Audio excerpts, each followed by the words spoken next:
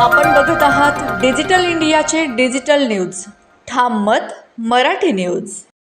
धुळ्यात smart meter विरोधात मनसे आक्रमक, सक्ती केल्यास खळखट्याक आंदोलनाचा दिला इशारा.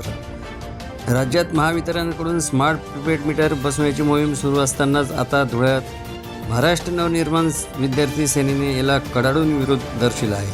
स्मार्ट मीटरची सक्ती केल्यास मनसे स्टाईलने उत्तर देऊ असा सज्जड दम मनसेच्या पदाधिकाऱ्यांनी महावितरण प्रशासनाला निवेदनाद्वारे दिला आहे.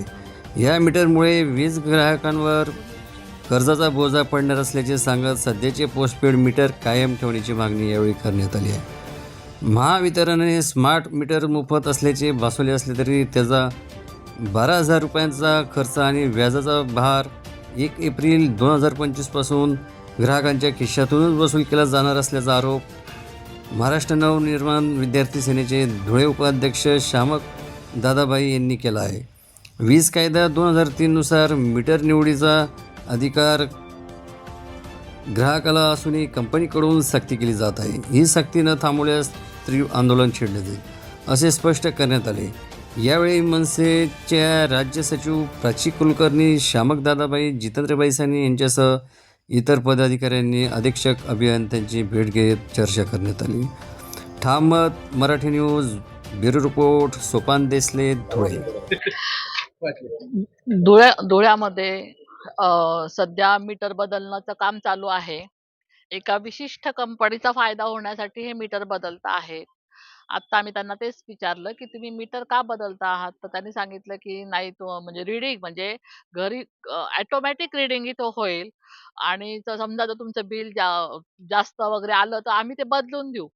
अरे आम्ही इतक्या वर्षानुवर्षीच्या कामात तर लोकांची बिल कमी होत नाहीयेत आणि सांगतात की मग किती लोकांची तुम्ही अशी बिल करणार. आणि दुसरी गोष्ट, एखाद्या कंपनीचा फायदा होण्यासाठी तुम्ही लोकांना का भरीस पाडतायत.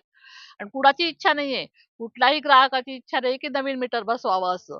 आणि त्याच्यामध्ये त्यांनी असं सांगितलं की बुवा तुमच्याकडनं आम्ही काहीही शुल्क घेणार नाही आहोत. शुल्क घेणार नाही, शुल्क घेणार आहेत हिडन पद्धतीने घेणार आहेत. म्हणजे कसं की बुवा ते कळणार नाही तुम्हाला, पण साधारणतः 12 ते 13,000 रुपये तुम्हाला वर्षाकाठी ते तुम्हाला तुमच्याकडून ते घेणार आहेत.